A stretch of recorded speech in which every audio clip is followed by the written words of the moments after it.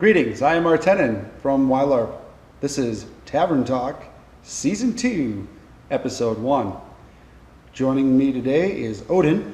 Hi, greetings. And we're going to be talking about some of the gameplay that we've experienced early on in this season, as well as some of the developments we've been making progress on, I guess you could say. And then also some of the things to look forward to as we roll along in the season.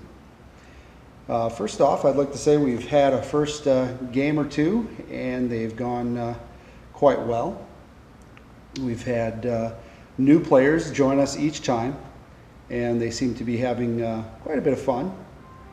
Yeah, all the new ones that have come out actually came back a second time, so that's definitely telling you something's being done right. Something's working. Yep. We've had lots of interest on the website and also in our other social media networks to do more interactive videos and other types of media to help LARPers all over the world experience LARP as best they can. In our first early games, we were plagued with, well, not really plagued, I guess you would say it was a blessing to have a first game that was in the 70s, when here in Wisconsin it's supposed to be in the 40s, and it kind of set the stage for the second LARP, which was right on par as where it should have been in the 40s, and windy and not as nice as a summer game would be. But weather has overall been pretty decent. I mean, it hasn't rained yet. There's been some snow on the ground with some of the games, and overall it's been pretty decent, wouldn't you think? Oh yeah, I mean, surprisingly, we've actually had two pretty decent days for the LARPing that we've done. I was actually rather surprised. The first day was almost a fluke. I think it was almost 80 degrees because I got sunburned. I think everybody there got sunburned. Not thinking, going from 30-degree weather to a day of 70 to 75 to 80-ish, to put sunscreen on, right. Which is something that we should think about, but then again, who would think that 80-degree weather in the middle of, as we would say, spring here in Wisconsin? Yeah, it would have gave us such nice conditions. So that's something to think about when you're going out to your LARPs, to make sure you have plenty of sunscreen on. And we've also come into some new LARPers who don't bring enough supplies with them, i.e. water, food, and that sort of thing. So we do have limited supplies at our games, and we were trying to wean a lot of that out as the promoter, but I think it's probably a necessary evil for the new players.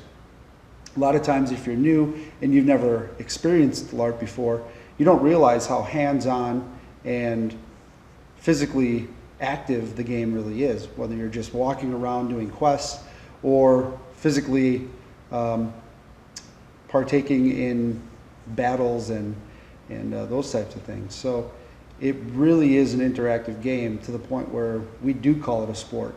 And it's Water, Gatorade are things that need to be there. Yeah.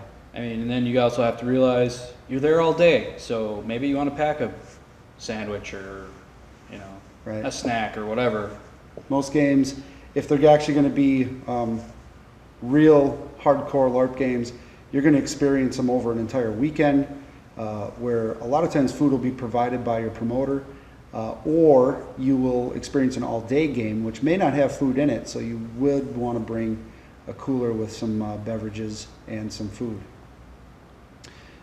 Some of the things that you may be able to experience in some LARPs is the ability to make some of the Renaissance or fantasy type food on site, and that also is a very adventurous and fun activity. So, but not all realms allow that, so it's to the discretion of the promoter and what the game folks really want to do.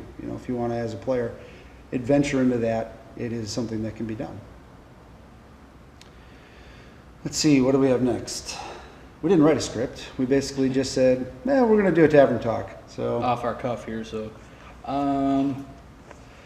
You'll notice we have some new medieval costuming, and we'd like to thank battlestuff.com for providing that. What you see here is available for purchase on that site, and they are quickly growing into one of the LARPers' favorites as they continue to add more things to their site that you wouldn't not normally find in other Renaissance style websites or online stores. So they encourage feedback as well. They would like to hear from you. So drop them a line if you see something you like that you want them to carry. And it's going to be, totally involved in the LARP sport. So that was my cheap plug. Cheap plug for wearing the swag, but they got some of the best prices. So when you go to like a Renaissance festival, that's something that you can expect is a price hike when you're looking at clothing, because A, you can try it on right there, B, it's readily available, and C, it fits the theme of that fair. But you will be paying 20 to 50% more for that one item a lot of times. Now, that's not all the time. They do have some of the best deals, and again, they have a captive vendor audience, so you can find a lot of stuff you can't find anywhere else. And some things you're going to want to try on, like boots and gloves and things that are custom fit items. So I'm not saying that all Renaissance fairs have way overpriced stuff. That's just on most things, not all things. And now the Renaissance fairs hate us. But I know we're looking to go to Memorial Day is rolling around, and we got a tradition of joining our Renaissance Fair, our local one here in Wisconsin, one of the biggest ones, Bristol Renaissance Fair. And it is a huge fair with lots and lots of activities. And again, pack your sunscreen. Yeah, lots of it. There is just so much to do at those fairs, so we definitely recommend you check them out. On our map section, if you find the map section, you will see that Renaissance fairs are listed. And if you see a Renaissance fair that's not listed, let us know about it, or let the fair know to sign up, because that stuff is all free to them. So it's a good thing to know. Let's go back to our games that we started playing and the implementation of our new Unity program. We're still working on the rule set. It took us, we're into over a year of development on those rules. And basically, with the Unity program, we want to unify realms and clubs, groups, promoters, into a common rule set, a baseline rule set, that allows a player to go from realm to realm and still gain the necessary points for that character to keep gaining experience. I guess we rolled out some of the rules just to try them out this last weekend. Mm-hmm. Just to see. Obviously we can sweep zones because we have zones in our realm. So you can sweep a zone and then basically rename it. Once if you have a group. And then basically we did some monstering, which was actually, I think, getting back into this, that was probably the most fun I've had since last summer. Yeah, I would have to agree. We, when a group wants to claim a zone in the realm, the realm is split up into zones, and they're confrontational because we want confrontation. That's kind of half the fun.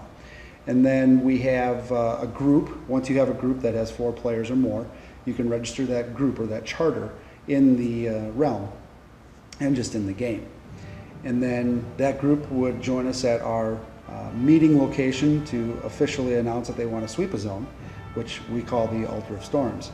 And some of you may know that name. And some people haven't told us to stop using that name, so we're going to keep using it until we're told to stop. But the group wanted to have it. They had, how many players did they have? They had 6. 6 or 7. Well, they had enough. 6, I think. They had Because enough to it do was it. 3 on 6. Right. And then the rest, the 3 of us that were not in their group for this smaller, again, local game, we were the monsters. And because we had to try to even it out a little bit, we were higher level monsters. And so we used our elders who had more experience in sword play and that sort of thing to be able to up the level for this relatively new group. And what we did is we decided to play the Undead race, which is a new Right. race that we rolled out with. And we had 2 of them set up with special abilities. One is a necromancer.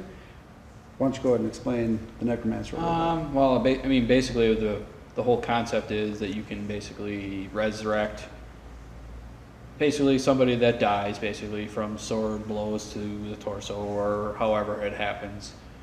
The necromancer can then raise them as undead.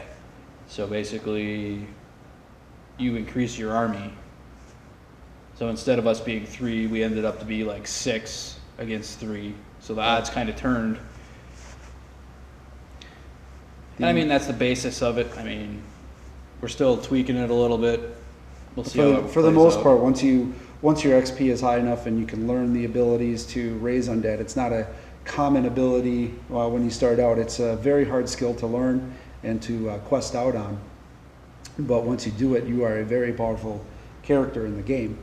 The other character that we put into play, or the other class that we put into play, was the Death Knight. And the Death Knight is basically the warrior of the undead. Basically the paladin of the undead. Right.